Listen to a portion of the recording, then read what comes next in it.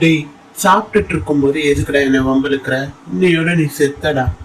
டேய், நான் எவ்வளவு பெரிய கோபக்காரன்னு தெரியுமா? என் கோபத்தை உண்மையில காமிக்க முடியாதுன்னு இதுல காமிச்சிட்டு இருக்கேன்டா. யார் யாரோ நீங்க கம்பு சுத்தி பார்த்திருப்பீங்க. நான் கம்பு சுத்துறத பாக்குறீங்களா? ஏன் மாதிரி யாராவது சுத்த முடியுமா? பாருங்க.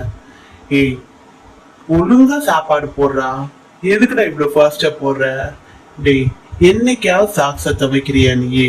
எனக்கு சின்ன பசங்கனாலே ஆகாதுடா, அடிச்சுதான் விடுவேன். ஃபர்ஸ்ட் டைமா சேலை கட்டியிருக்கேன், எப்படி இருக்குன்றத நீங்க கமெண்ட்ஸ்ல சொல்லுங்க.